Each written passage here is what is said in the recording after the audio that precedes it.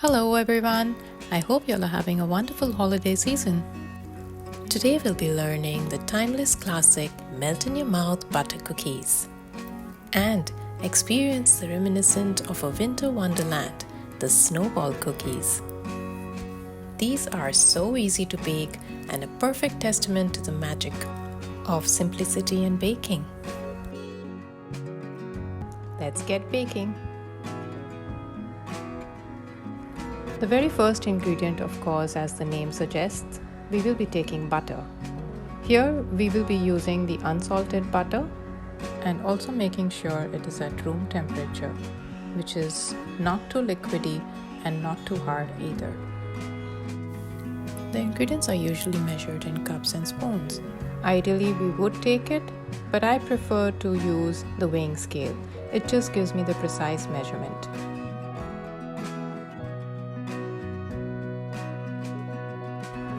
Next, we will be taking in the icing sugar. Now here I'm using the quarter cup, but a little bit less than the quarter cup. So we need 25 grams.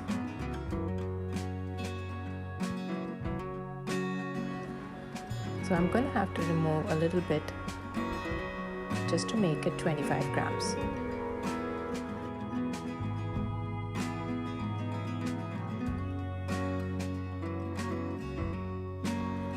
Next, we will be taking in the all-purpose flour, which is also known as maida. Here I am taking 3 measuring cups and spoons. So first is the half cup leveled up. Next is the quarter cup, which is leveled up.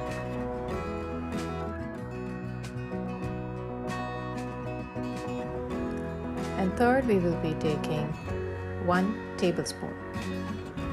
Now putting it all together, the total weight ideally should be 110 grams. Next, we will be taking the cornstarch.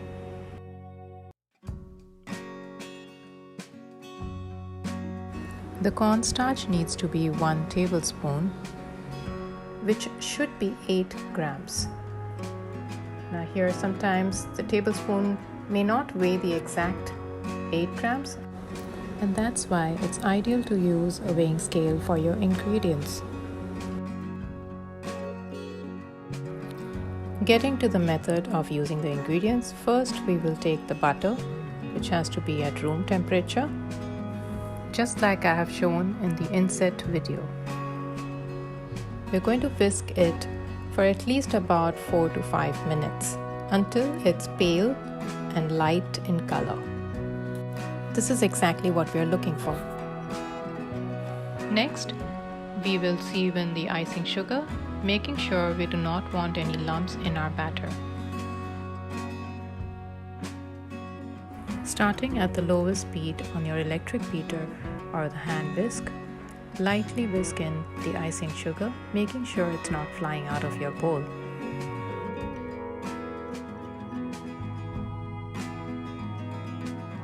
Using your spatula, you need to scrape the sides of the bowl, making sure we incorporate all the sugar into the butter.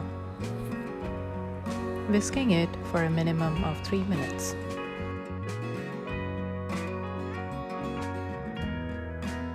Next, we will add in 1/8 of a teaspoon of vanilla extract. Whisk it in just as well. Next, we will sieve the all-purpose flour and the corn flour together into the bowl of butter and sugar mixture.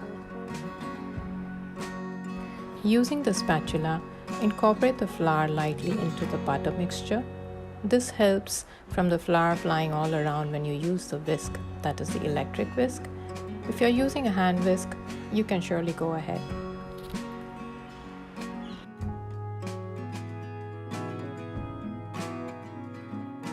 In the end, after you're done whisking, make sure you get all the batter out of the whisk plates.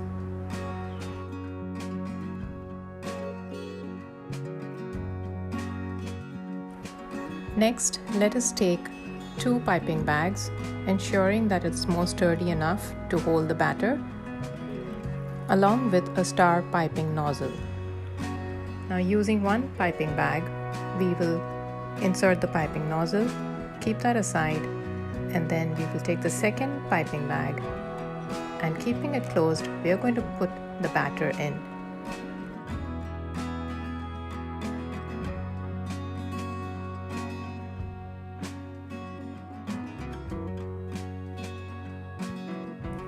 Here we are seeing some air pockets in the bag. We need to make sure we do not have any such air pockets, for which we will use the scraper and we can snip off the tip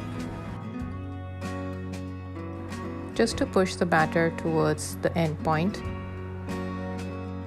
Alternatively, you can also use your hands.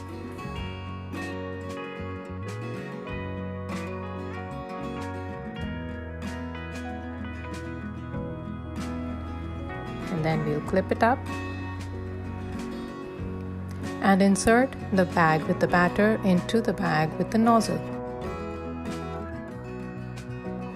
Here, if you notice, the inner bag has extended into the outer nozzle.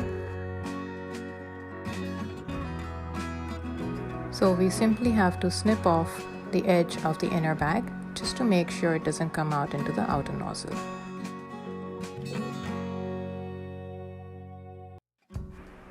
Next, we will bring in our tray on which we are going to bake our cookies. But before that, let me give you an important pointer here. The baking tray made of aluminium would not be advisable to be used as a direct material for baking. If you notice where I'm rubbing this tissue on the spot where there was butter, there's residue from the aluminium, and it's ideally not good to bake directly. Therefore, we're going to use the butter paper or the parchment paper. Now we shall take our piping bag, hold it upright in a vertical position, starting from the center and swirling out. We will make a rosette, just as I've shown. The faster you work, the smoother the swirls.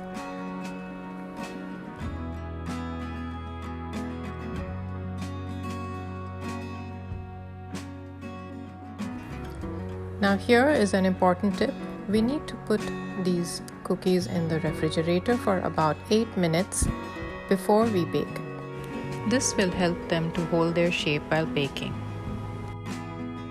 In the meanwhile, we can preheat the oven at 170 degrees for about 10 minutes. You can also use the same batter to pipe it out into a different cookie shape. For example, like I've shown over here, a star cookie. Simply need to hold the nozzle upright, press it down, squeezing out enough amount of the dough and getting the star shape. Bake the cookies after refrigeration at 170 degrees Celsius for 15 minutes for the swirl cookies, and the star cookies will take half the time as they are smaller. Our cookies are ready and out of the oven. They look simply delicious. Now the best way to gauge whether the cookies are done is the edges. You'll notice that they are slightly pinkish brown. Some like to have their cookies pale in color, but I prefer it light brown on the edges. That just makes it even more crispy. The best part about these cookies is when they are freshly baked and the snap that you get to hear when you break them, just like this.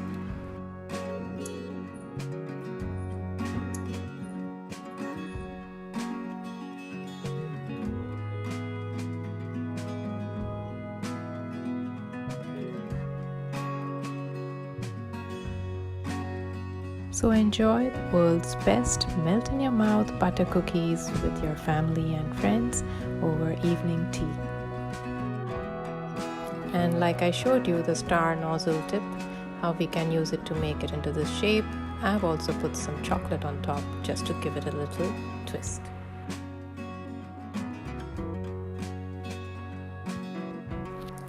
I have also made these sandwich cookies, which are called Viennese Whirls, with some buttercream and fresh blueberry compote between the two cookies. Coming to our second recipe, perfectly decadent for a tea party. If you'd like me to show you how to make these Viennese Whirls, do let me know in the comments below, and I'll definitely have it up on the videos.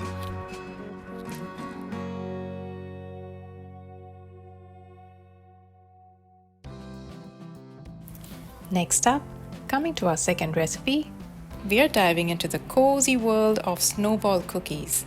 Imagine the perfect blend of buttery goodness, the roasted almonds, and dust of sweetness. Let us make our kitchen the happiest place to be. So grab your apron and hit the subscribe button, and let's get baking.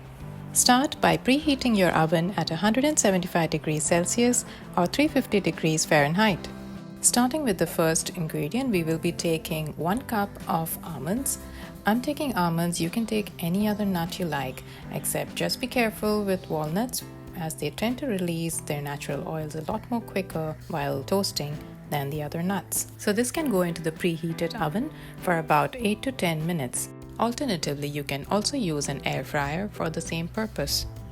Simply arrange them in a single layer and toast them for just about the same time. We have our almonds toasted and ready out of the oven. Toasting the almonds is an optional step, although I think it really elevates the flavor and gives that extra crunch that we are looking for. Notice the difference between the raw and the toasted almonds here. Set that aside to cool while we take the rest of the ingredients. Start by taking half a cup of regular unsalted butter, which is at room temperature, but firm enough to cut them into cubes. This helps to evenly distribute the butter in the flour. Next, we will take 1 cup of all-purpose flour. Make sure to level it up, and this would weigh about 140 grams.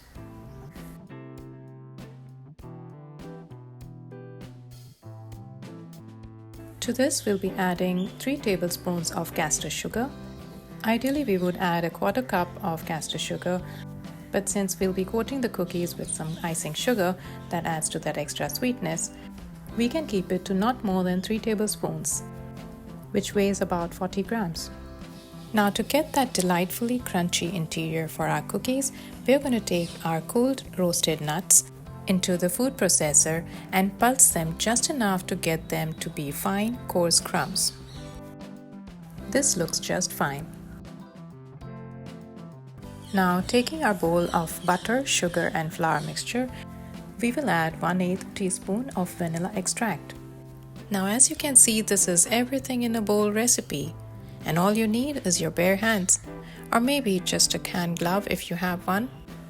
This is simply to ensure that we don't melt the butter with the heat from our hands.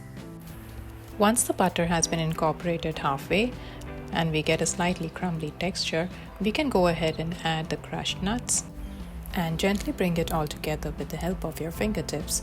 Avoid kneading it. Once you can form a ball like this, we can go ahead and start making equal-sized balls. It's important to note here that I'm not adding all of the crushed nuts, as this would make the cookies very crumbly, so setting aside about 3 tablespoons. Taking our 10 by 15 inch tray lined with the parchment paper, we will start placing equal-sized balls of the cookie dough. And this can give us a batch of 24 Snowball cookies. Make sure you don't see any crease or crack while making these cookie balls, and place them equidistant on the tray.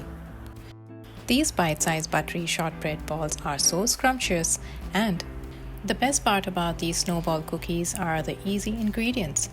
You probably already have most of them on hand. So I hope you're going to try out these cookies today and let me know in the comments below.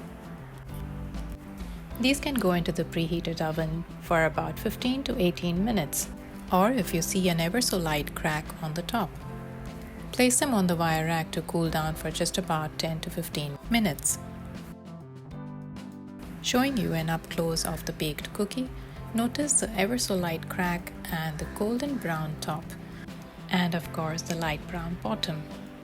While the cookies cool down, we can sieve 1 cup of icing sugar into a bowl, ensuring to remove all the lumps. Now, while the cookies are still warm, we will roll them in the icing sugar and coat them evenly. Once you're done with all of them, let them cool completely until we do the second coating. Going ahead with our second coating of the icing sugar, make sure to coat it generously just to make it look like the real snowball.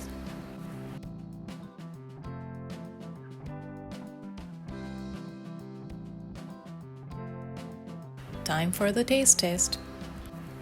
With the melt in your mouth texture and the buttery richness and the subtle sweet powdery coating of the sugar creates a delightful contrast to the tender crumbly within.